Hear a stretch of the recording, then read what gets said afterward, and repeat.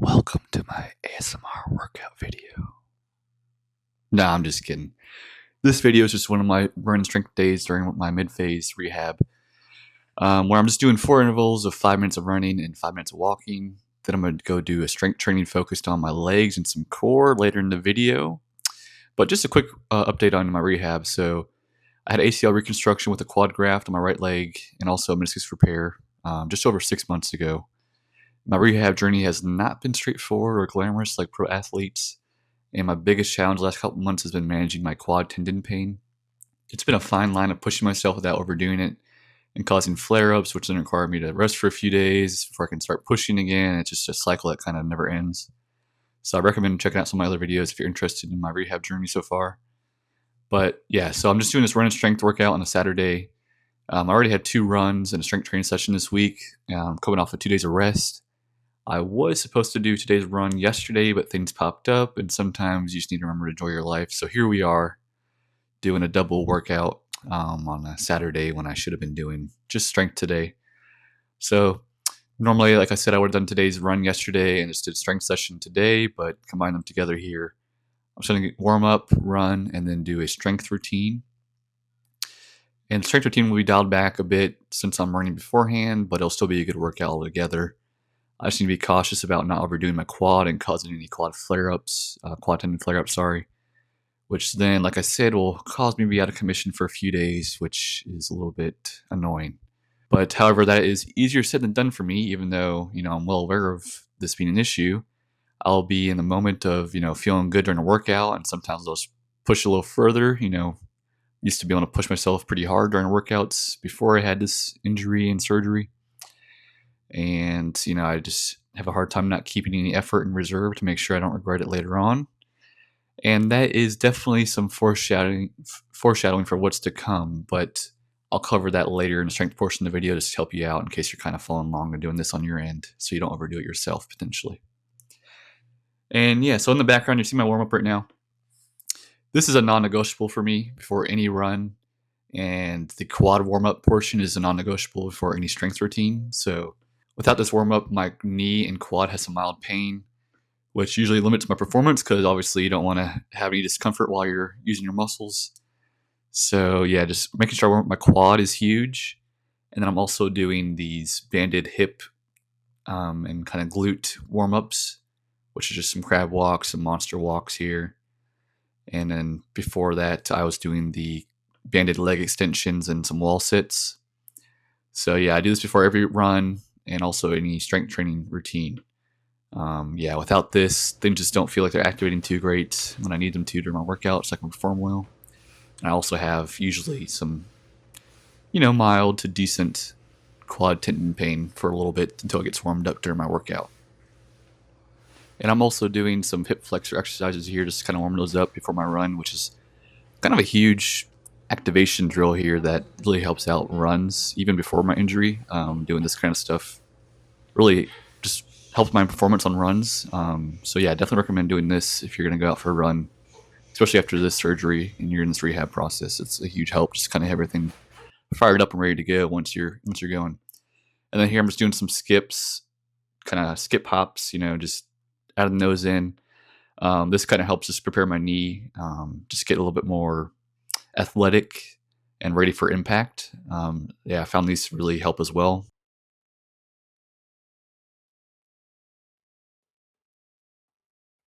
So like I said at the beginning of the video, today's run is just 4 intervals of 5 minutes of walking, then 5 minutes running. The goal pace is around 11 minutes per mile, which is about 650 minutes per kilometer for all my metric viewers out there. I've been slowly increasing the running duration over the last month. Before that, I was just doing speed walking to help get my muscles ready for running again, which I think was a huge help just to get me ready for jogging. And when I first started jogging a month ago, things didn't feel too great with my knee. It felt like things needed to pop in my knee quite a bit on most runs, and like there was something in my knee that caused some discomfort on each step, each landing. But after a few jogs, it started to fade away, and I learned that doing a proper warm-up was a must now that I had this surgery.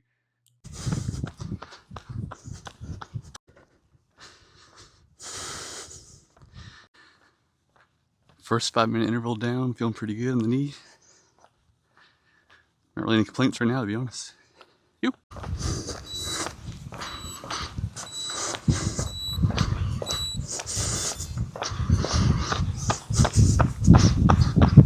Yeah, my knee's feeling pretty good in this workout so far. The last week or so of running, I feel like my knee's gotten a lot better. And, just kind of working on mechanics, making sure I'm striking the ground well and, everything is lining up properly. But usually my lower leg, like my calf and my foot, is usually kind of like the weaker point right now for these runs. Second run interval, feeling pretty good still. Probably going a little too fast, but everything's feeling pretty good.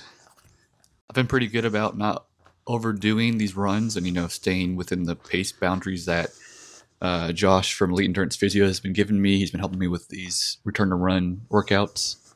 But yeah, sometimes, I kind of want to push it and go a little faster, but I've been staying pretty disciplined and staying a little bit slower.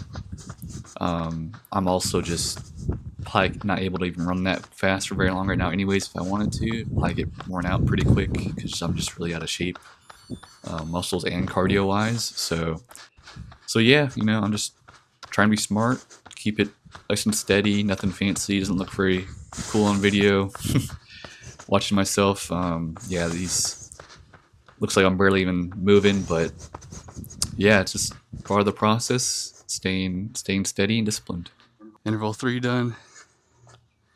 Knees holding up fine.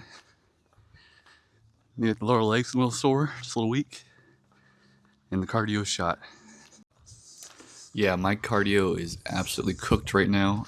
Earlier this year, before I tore my ACL, I ran my first marathon and I ran at a faster pace than all these workouts so far, but it's still providing a good challenge right now on the cardio side of things. That's just, a testament to how much my cardio has dropped off since I've stopped running or, biking as hard.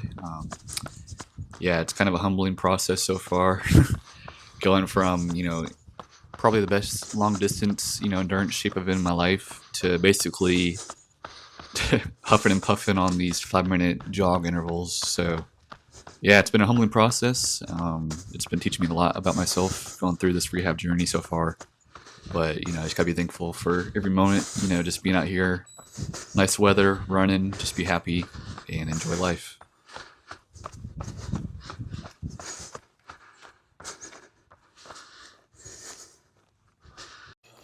Hey, Moose.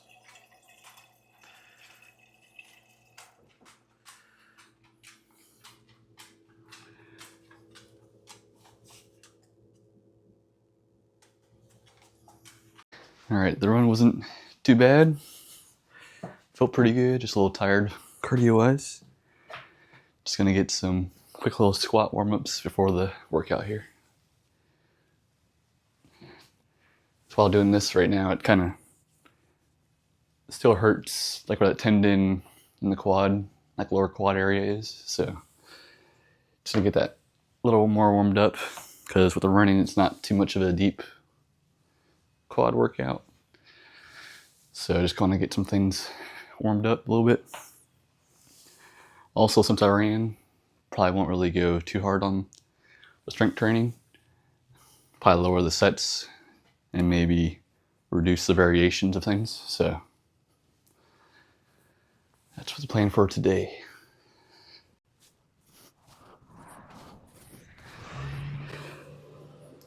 And I got this slant board. You can use like anything to kind of elevate your heels a little bit. It kind of helps target the quad a little better with the squat. Kind of shifts what muscles are working from like more, evenly with the quads and glutes and everything. And it shifts it a little bit more towards the quad. And the further forward you drive this knee, the more quad focused it is for the squat. So that feels pretty good. Not great because I already ran for 40 minutes, or total of like 20 minutes, plus 20 minutes of walking. But yeah, we're gonna get into it. I'll probably just focus on single leg stuff a little bit more than double leg, and really work like single leg squat, and then add in some other stuff like deadlifts and whatnot. So let's get it. Yo. As I mentioned, I'm gonna be dialing back the strength routine here a bit. So just reducing the amount of sets and reps within the sets, and even variation. So like right now I'm doing single leg squats here.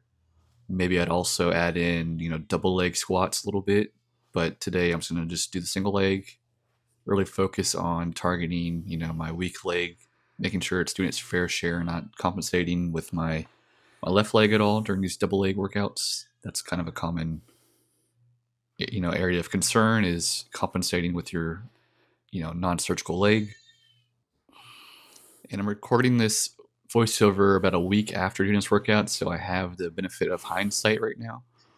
And I was going to say I should have dialed this back a little bit more than I already did, just because my quad tendon and kind of quad were a bit achy for several days after this. So it did affect my workout plan a little bit, into the next week. But yeah, it's just an issue that I have with myself, is making sure I don't overdo things. So here you got a side angle of my single leg squats. You can really see my left leg, my left knee really driving forward more. I got a good angle between the ground and my knee. And I'm going to switch over to my right side here, and you can see just how much less my knee drives forward, which during the workout I thought I was doing pretty well. But watching this back, I can see that my right knee does not drive nearly as far forward as my left. Just really signifies that, subconsciously you can compensate without even really meaning to. And, during the workout, I was really thinking, okay, drive the knee forward, and I thought I was doing a good job, but it's just something that it's pretty difficult after going through this process. Your body doesn't like hurting itself. So, you try to compensate subconsciously, sometimes consciously. And that just really kind of sets you back in your rehab process. You're cheating yourself a little bit. You're not moving as far forward as you could have been. So just something, if you're going through this, just be mindful of making sure you're not compensating in any way. Try to think of cues of like driving your knee forward. Don't let your knees cave in during squats. Keep them nice and steady. Stuff like that is just something to be aware of. And here I'm doing some RDLs. I have about roughly 45 pounds on this dumbbell right now. I probably could be going higher. My hamstrings are strong enough. It's just balancing during RDLs has been difficult for me, especially on my right leg. So I try to keep it a little bit lower and just make sure I have good form. I'm not saying I have great form. I'm not really an expert strength routine workout person, but yeah, I'm getting better as I'm going throughout this process. And then here I'm doing some just straight leg calf raises. I'm going for about 2 sets of 15 on each side. And then I'll throw in the bent knee calf raises. So that just targets the soleus a little bit better, which if you've never done that before, try it out. You might see that you're pretty weak with the soleus area, but I know I am, and this has been a really challenging workout so far in the rehab process. My right calf is very weak and a lot smaller, similar to my quad on my right leg. So these are great things to add in, and they don't take a long time to recover from.